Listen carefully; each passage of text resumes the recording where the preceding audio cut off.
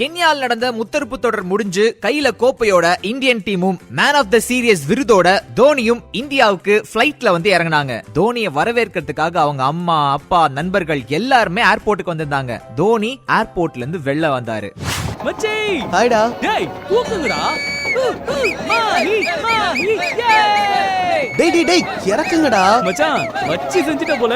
சரி அம்மா உனக்காக தான் காத்துட்டு இருக்காங்க, நீ போ. அம்மா நல்லா இருக்கீங்களாமா?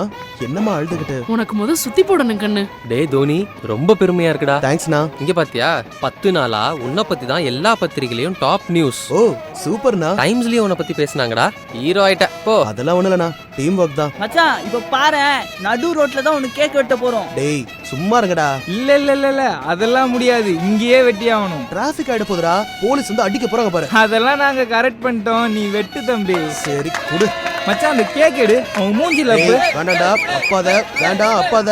டேய் டேய் வந்த உடனே ஆரம்பிச்சிட்டீங்களா? அன்னைக்கு ஃபுல்லா ஆட்டம் பாட்டம் கொண்டாட்டம் தாங்க.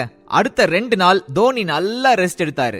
ரஞ்சில ஜார்க்கண்ட் டீமுக்காக இந்த சீசன்ல விளையாட சொல்லி அழைப்பு வந்திருந்துச்சு. அதனால ராஞ்சிக்கு கிளம்புறதுக்கு தயாராயிட்டு இருந்தாரு நம்ம தோனி. ஒரு நாள் என்னாச்சுன்னா, தோனியோட ஃப்ரெண்ட் ஒருத்தர் விஷம் குடிச்சிட்டாருங்க. தோனிக்கு போன் வந்துச்சு. அவசர அவசரமா ஹாஸ்பிட்டலுக்கு கொண்டு போனாங்க. கோல்டன் ஹவர்ல கொண்டு போனதுனால பையன் பொழைச்சுக்கிட்டான். அந்த பையன் மயக்கத்துல இருந்து எந்திரிச்சதுக்கு அப்புறமா தோனியோட ஃப்ரெண்ட்ஸ் எல்லாம் அவனை திட்டிட்டு இருந்தாங்க. தோனி அப்ப அங்க வந்தாரு. டேய் என்னடா ஆச்சு?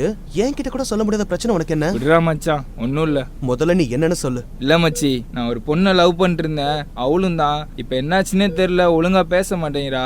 ஒன்னா ஊர் சுத்தினப்பெல்லாம் விட்டுட்டு இப்ப உனக்கு என்ன வேலை இருக்கு, உன் கூட வாழ்ந்தா என் லைஃப் வீணா போயிருன்னு சொல்றாடா. ஆட விடுறா. எப்படி மச்சி, ஏன்டா அந்த பொண்ணுங்களே இப்படி இருக்காளுங்க? அட சொல்றேன்ல விடு. அந்த பொண்ணுக்கு என்ன டார்ச்சரோ யாருக்கு தெரியும்? சும்மா பொண்ணுங்க மேல மட்டும் குத்த சொல்லாத. என்னால முடியல மச்சி, நான் டைம் பாஸ்க்கு லவ் பண்ணலடா, அவளை உசுறு குசுரா லவ் பண்றேன்டா. புரியுது மச்சி, ஆனா நாம என்ன பண்ண முடியும்? ஃப்ரீயா விடு. என்னை ஏன்டா காப்பாத்துனீங்க?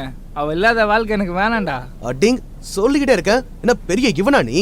நீ மட்டும் தான் உலகத்துல லவ் பண்ணி லவ் ஃபெயிலியர் ஆச்சா? மத்தவனுக்குலாம் இல்லையா? சாரி மச்சான். டேய் உனக்கே தெரியும்ல, நான் கிளப்புக்கு விளையாடிட்டு இருந்தப்ப ஒரு பொண்ணு லவ் பண்ணிட்டு இருந்தேன்ல. நல்லதான் பேசினா பழகுனா. ஆனா நீ கிரிக்கெட்னு சுத்திக்கிட்டு இருக்க, அது சோறு போடாதுன்னு சொன்னா. சரி நான் கிரிக்கெட்டை கூட விட்டுட்டு அப்பா அம்மா சொல்ற மாதிரி ஏதாவது ஒரு அரசு வேலை தேடிக்கிறேன், நீ மட்டும் போயிடாதன்னு சொன்ன. கேட்கலையே அவ. எனக்கு பிராக்டிஸ் மேட்ச் இருந்ததுக்கு பிராக்டிஸ் பண்ணிட்டு இருந்தேன். ஒரு நாள் அதை பார்த்துட்டு நீ திருந்தவே மாட்ட, உனக்கு எனக்கு செட் ஆகாதுன்னு சொல்லிட்டு போயிட்டே இருந்தா. நான் எவ்வளவு சொல்லியும் கேட்கல. 2 நாள் நானும் உன்ன மாதிரி தான் இருந்தேன். என்ன விஷம் குடிக்கல, யார்கிட்டயும் புலம்பல. அந்த கோவத்தை எல்லாம் பிராக்டிஸ் மேல காமிச்சேன். ஓவரா பிராக்டிஸ் பண்ண ஆரம்பிச்சேன். இன்ஜுரி ஆச்சு, அப்புறம் அப்படியே சரியாயிடுச்சு. அந்த இடைவெளியில கொஞ்சம் கொஞ்சமா மறக்க ட்ரை பண்ண முடியல, கஷ்டம்தான். ஆனா வேற வழி இல்லைன்னு உணர ஆரம்பிச்சேன். இப்ப கூட அவளை லவ் பண்றேன். ஆனா அந்த லவ் விட இப்ப கிரிக்கெட் மேல இருக்கிற லவ் அதிகமாயிடுச்சுரா. நீ இதை நினைச்சுக்கிட்டே வருத்தப்படாத, எல்லாம் சரியாயிடும். சரிடா. அந்த ரூமை விட்டு வெளியே வந்தாரு தோனி. பின்னாடி அவரோட ஃப்ரெண்டு பரஞ்சித்தும் வந்தாருங்க. டேய் இந்த கதையில என்கிட்ட நீ சொல்லவே இல்லையே. சொல்லணும்னு தோணலடா. அப்போ நீ எல்லா விஷயத்தையும் மறைக்கிற. சரி சரி ஓ. டேய் அதெல்லாம் ஒண்ணுலடா. சரி உன்கிட்ட ஒரு விஷயம் சொல்ல நினைச்சேன். வர பங்களாதேஷ் சீரீஸ்க்கு யங்ஸ்டர்ஸ் டீம் அனுப்ப போறாங்களாம்.